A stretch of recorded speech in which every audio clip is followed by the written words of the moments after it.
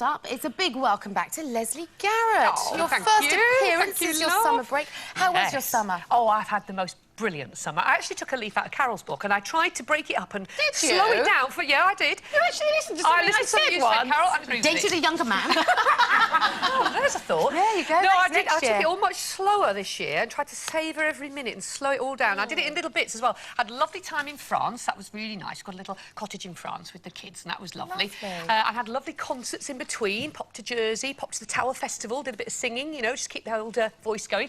Then we went to the Lake District in a static caravan. Listen, I was in a static. What is it with new swimming in caravans? I know, it's your yesterday. influence. I can't tell you, though, it rained constantly the whole time. But we still had a brilliant time. I know now why it's called the Lake District, because all that water has to go somewhere. Yes, it does. But I look like a big, black, fabulous condom. I was covered from head to foot in plastic, trudging up the hills, and it was great. We had an absolutely brilliant time. But last but by no means least, I've just got to tell you this, I am so proud of my children, because my Jeremy did his GCSEs, and my little treasure got 3 A stars and 6 A's. How clever is he? 6 A's? I know! Isn't he a good boy? He's a genius. And Chloe did her drama GCSE a year early, because she's a bit of a drama queen. Can't think where she gets that from, really, you know. And she got an A star in that as well. Wow. So, proud of my children. Well done, my babies. Absolutely. And Sherrie, you've had a week off. Yes, well, I didn't have a week off, actually, Kate. I was in Norfolk bird watching. Oh, what? And sleeping with Alex Zane. Oh. Sorry, Alex. In a tent. In a field. Is this something you do regularly? No. It was a bird-watching show, but it was magical because on the Thursday, it was my birthday, we were in the middle of nowhere in Norfolk, and we had to catch a bird in a net, which is quite disturbing. We picked the bird out, and they gave me the little birdie to hold.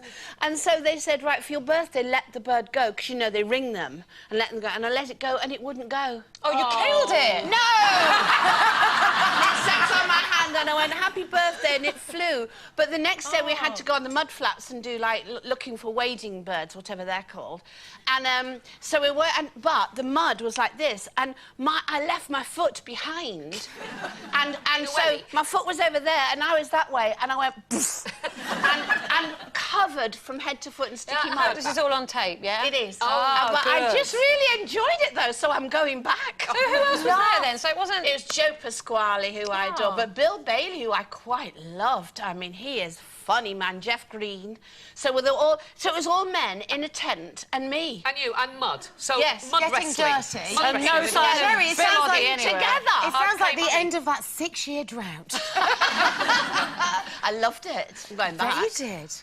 Well, talking of things that you love, do you love or loathe? After today's reports in the paper today, Bill Clinton has confessed that former Russian President Boris Yeltsin got so drunk during a visit to Washington that he was found standing outside the White House in his pants trying to hail a cab to get into town to buy a pizza. Just when you think that's embarrassing, it gets worse. The next night, he was then mistaken for a drunken intruder when he was discovered stumbling around in the basement of the White House by Secret Service agents. So, do we love outrageous house guests? Are we tolerant of house guests who misbehave? What do you think? I love politicians, don't you? Well, I love the fact that he was actually in power at the time. Exactly, running the country in his underpants. OK, fine. Well, not very At bad. least he had his pants on. Well, that's true. At least he didn't take them off and all. Yeah, but That would have made the news, wouldn't it? maybe they caught him just in the nick of time. I have to say, my house at the moment isn't full of house guests like that, but it is full of teenagers. I haven't had adults in my house for a while, actually. I can't think why. Maybe it's something to do with the teenagers. And I do love them, though. They seem to like to come to our place because apparently we have proper beds and proper mattresses and bedding and duvets and things. Because a lot of the houses... Where are they from, Well, these they're kids... No, I don't run a little camp. No, they're my children's friends, and they love coming. Because my fridge is always open and there's always food. And I only sort of have one rule, really, which is, you know, to enjoy yourself and have a nice time. But always come and say goodbye to me at the end of your stay. Otherwise, because I think it's rude not to. And thank you for having me. And I don't know who's in my house, you know, because there could be 10 kids in there. I sort of feel I need to know. There's nothing left in the fridge. Especially leaves it open all the But time. I love it. No, I absolutely love having them. I really do. But they're terribly well behaved. You know, I'm waiting for the rebellion to set in. Maybe I'm too tolerant, but you know, when I was a kid, I mean, we blokes that used to stay over at our house used to do terrible things like pee in your wardrobe and stuff like that. You know, and I've yet to see a bit of rebellion, so I probably shouldn't be saying this, should I? Because there's going to be all hell let loose next week. Well, if they're just happy to have a mattress, I'm wondering what kind of homes they come from. Well, no, you see, because I think other parents try to put them off, so they make them sleep on the floor, you know, with just a rug or something, and that's what my children tell me. She picked them up from the caravan site. Well, I think my house guests have to be tolerant of me, because I clean furiously around everybody. Well, not like you. Party, though. Yeah. No. Oh, Sherrie, I'm a nightmare. I'm upfront about it from the get-go, and I really, you know, if anybody's staying overnight in my house, it means they're already a good friend, so they kind of humour me. But I do tend to spend the evening with a cloth in one hand and a dustpan and brush. I do, and I must drive people crazy, and I can't help myself. Do you wake them up in the middle of the night and change the bed? Yeah. No, but as soon as they're out the door, that bed's stripped, I tell you. I'm giving her ideas now. Yeah, and when I had a baby, it just got worse. I mean, for the first 6 weeks, you'd have thought I gave birth to E.T. Nobody was allowed near him. If you'd smoked, you were banned for a fortnight, you know. Believe it or not, I'm a fantastic house guest. Can you believe that? I can believe that, actually. No, I really am. But I tell you what, my rule is, if I'm a house guest, I will not clear up and I will not clean, because I would not allow anyone to do that if they were a guest in my house.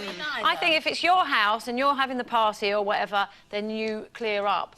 And I've always done that. And the only time I ever had a bad house guest was when I wasn't there. And I gave my keys to someone that I was friends with, and believe it or not, can you believe this? She smoked in my bedroom. Oh, that's disgusting. Isn't that just horrible? Is she still a friend? No. Well, that's why. Exactly. No. The only thing I won't put up with in my house, I won't put up with people arguing. I won't have it. They have to go outside to argue. Don't bring that into my house, arguments. So you're never in when they're there, then? No. I'm just saying as you go out. But I've had several house guests who've done several things.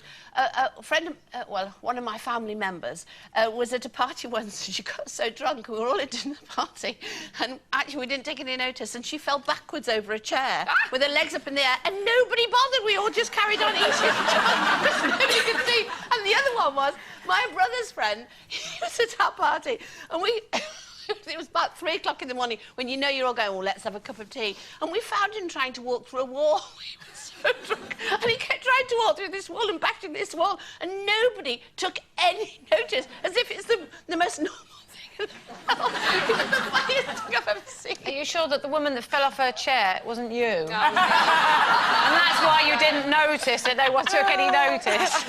OK, we're going to catch